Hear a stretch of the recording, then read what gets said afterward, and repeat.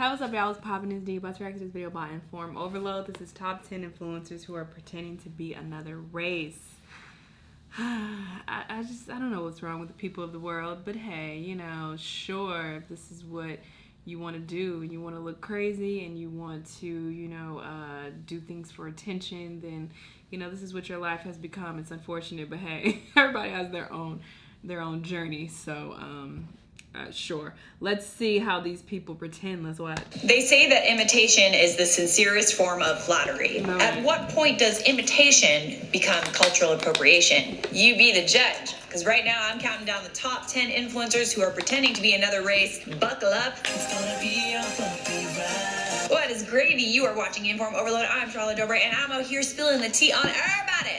You get exposed, and you get an invisible potato. Subscribe for zero dull moments and follow the IO team on social media so we can connect outside of YouTube. We got Instagram, we got Facebook, we got Twitter. We don't got a TikTok. Maybe we'll make one. I don't know yet. So there's a pretty controversial trend on Instagram where there are quite a few white women who are cosplaying as black women. A thread was started on Twitter by Twitter user Juana's World. The tweet said, "Can we start a thread and post all of the white girls cosplaying as black women on Instagram? Let's air them out because this is alarming, and air them out we shall." I just want to say, please don't send any of the people I am speaking about in my videos hate on behalf of me. Feel free to start a discussion in the comments though. I am eager to hear your thoughts. In at 10, Alisha Brasto.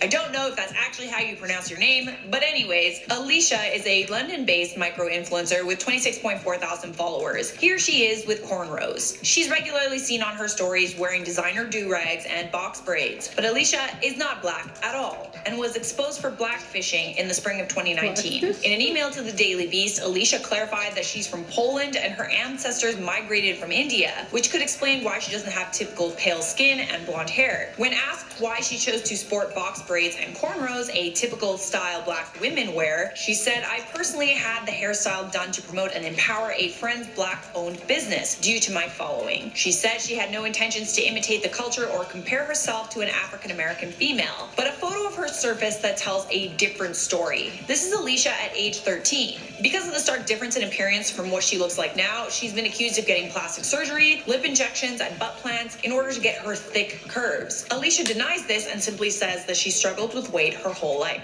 In at 9 on our list, we got Mica Frances. Mica has 147,000 followers on Instagram. She's yet another example of someone who's been accused of getting plastic surgery in order to look black and also appropriating black fashion. Now, this one is not as severe as an example of some of the other influencers on this list, which is why she's not higher up, but she is one of the most famous examples of influencers who are blackfishing. Her skin isn't particularly dark, but you do see how much she's changed about herself when you see a photo of her from 2013. I mean, totally different, right? Yeah, she went from a pale emo girl to a tan bronze goddess who sports dreadlocks. In at number 8 on our list, and I hope I'm saying this correctly, Neeta Maya, or Neeta Maya.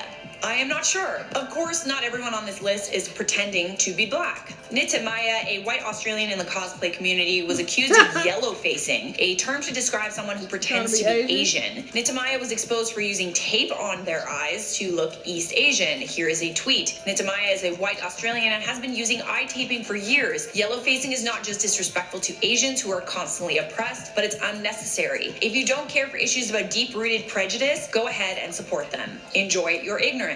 Here's what Neeta Maya looked like in 2011. And 1 year later, this is what they look like. Neeta Maya was extremely popular before their Instagram account got deleted. There are still fan accounts. And Neeta Maya even wrote their captions in broken English to imply that English wasn't their first language. Who knows? Maybe they just really like Final Fantasy?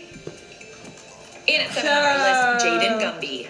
Jaden has 42,000 followers on Instagram, and like many other influencers on this list, she was called out in late 2018 for appropriating black culture when old photos of what she used to look like emerged. She told the BBC at the time that there's a fine line between appreciation and appropriation, adding it could be looked at as the biggest form of flattery to some black women or people of color, and to others, it's mimicking and taking their culture without knowing the history behind it. She continued, "I know there are other influencers on Instagram and other celebrities. That is their intention." So if everyone else is doing it, then it's totally okay for you to do it, right, Jaden? Since the criticism, she's actually changed up her Instagram and deleted the posts where she looks black. In at 6 on our list, we got Olly London. I have to admit, I was very pleased to add someone on this list that is not a woman. Guys can culturally appropriate too. Olly London has 60,000 followers on Instagram. He's a British man who spent $75,000 on plastic surgery in an effort to look just like his K-pop idol, Jimin. He's had a nose job, jawline surgery, a silicone chin implant, and he plans to inject filler into his eyelids, all so he can look Korean. Like but you really get a feel for how far he's going with his obsession when you look at a photo of his former self.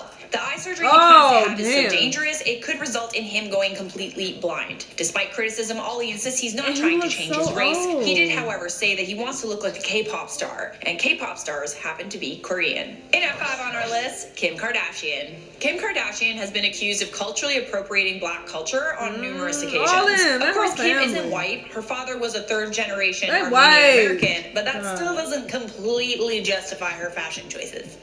Back in 2018, Kim was harshly criticized and called, quote, ignorant for sporting cornrows to the MTV Movie Awards. At the time, Kim responded to criticism and said that her decision to wear cornrows came from a real place of love and appreciation. But that wasn't the only time Kim has been accused of cultural appropriation. She was accused of blackface in 2017 as well. Here are marketing photos for her skincare line. The left is before the controversy broke, the right is after. And of course, we can't forget about Kim's infamous curves, created by butt implants. And some people say that she's trying to imitate the way black women's bodies look. The Kardashians are some of the most famous influencers who copy black fashion and beauty, and I had to include Kim on this list because if it weren't for Kim Kardashian at the forefront of fashion, other women, other influencers wouldn't feel like blackfishing or cultural appropriation is okay. They probably think, well, if Kim Kardashian does it, then so can I. In at 4, we got Hannah Winifred Tittensor, aka Dirty Hippie on Instagram. You probably recognize her from one of my other videos. Not only does she go overboard with the Facetune, she's also gone overboard with the dark skin and cultural appropriation. Here's a photo of what she used to look like on the left, paired with a recent photo of what she looks like now. I mean, like... Hannah was accused of blackface, a term to describe someone who applies makeup to play a black person. And in response, she told the Huffington Post, I don't paint myself, I tan. I use tanning beds to tan my skin. I do not intend to try and switch races or pretend that I am white, but I tan. She is being honest about that. She's been featured on Barcroft and also This Morning for being a tanning addict. In at 3 on our list, we got Emma Hallberg. Emma has 315,000 followers on Instagram, where she regularly posts typical influencer content. She's also making a lot of money as an influencer as well. She's done brand deals with Fashion Nova and Flat Tummy Tea. When you first look at her Instagram page, you would never think that she was anything other than mixed race African American. I think there's a hefty amount of people who follow her because they like her look. But Emma Hallberg is one of many white women passing for black women. She's adopted an aesthetic you would normally associate with black culture, like cornrows. And she's gorgeous. Like, she literally is stunning, but she's not black at all. She's Swedish. This is what she used to look like in 2016 before she got really into tanning. And here she is actually applying foundation that is way too dark for her skin. I actually went to high school with a girl that wore foundation that was way too dark for her, and when she bent over in class, you could see that her back was white, but her face was black. It was super weird. She also bullied me, like low-key, but also high-key, and it was really traumatizing. In at 2, Rachel Dolezal. I decided to throw one of the most famous examples of white women pretending to be black into this mix. A Caucasian woman called Rachel Dolezal pretended to be black for years. She headed a local chapter and was charged with welfare fraud. The U.S. Department of Social and Health Services were alerted to potential wrongdoing during promotion for the book she co-wrote, In Full Color, Finding My Place in a Black and White World. This is a photo of what she used to look like. Blonde and very, very white. An investigator read articles about Dolezal receiving public assistance, so he did some digging. It turned out that she was actively receiving assistance from the government and had been saying her income was $300 a month in gifts from friends. The publisher who was publishing her book typically dishes out advance payments of $10,000 to $20,000, so yeah, she didn't need those welfare checks. To this day, she claims she is a transracial black woman. And at number 1 on our list, no surprise here, Whoa Vicki. Whoa Vicki, aka Victoria Waltrip, was accused of blackfishing back in 2017 when she claimed in a deleted Instagram video that she was a light-skinned black person. Vicki also speaks in a very thick Atlanta accent, an accent most associated with African Americans. She's claimed on numerous occasions to be from the hood, when she's the daughter of a wealthy real estate businessman. And both both of her parents are Caucasian. She's also used the N-word in videos many times, a choice some people say is a step too far. Vicki tried to combat claims that she was faking her ethnicity when she shared results of a DNA test that stated she was 44% black, 56% European. Vicki admitted she was white in an apology video and deleted all her Instagram posts, tweets, and videos, but much of the stuff is still accessible because internet. Vicki continues to appropriate black culture in her videos to this day, but I mean, she also has like 2.6 million followers and many of her friends are black, so seems like a lot of people don't really mind. I'm not surprised. There's so many ignorant people in this world doing a whole bunch of dumb shit, and at this point, I'm just immune to it. I'm in my own lane, focusing on my own shit. I cannot be distracted by the fuckery of what happens in this society because it's a hot-ass mess.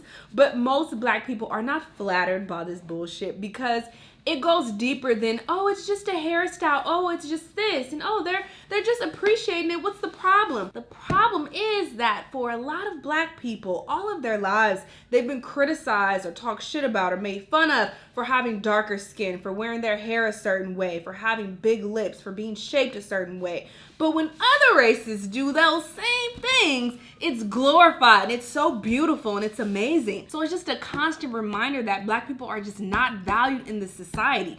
Everybody loves our culture. They love the way we look. They love everything about us, but they don't love us as black people. When it comes down to it, we niggers and we this and that and we getting killed in the street and we're criminals and we this and that, but y'all love our fucking music. This shit is so lit. Ooh, y'all have so much fun. Y'all got the best dancers. Ooh, they got big booties and they love all that shit. But when it comes down to them being actual black people, it's like, no thanks. We don't like niggers. You know, so that is the issue that a lot of black people have. So it goes much deeper than, oh, it's just a hairstyle. Like, no, fuck out of here. But sure, if people gonna be ignorant, they gonna do what they do. I don't give a damn. They not in my life. I don't follow these hoes, so whatever. Keep being ignorant, keep being stupid.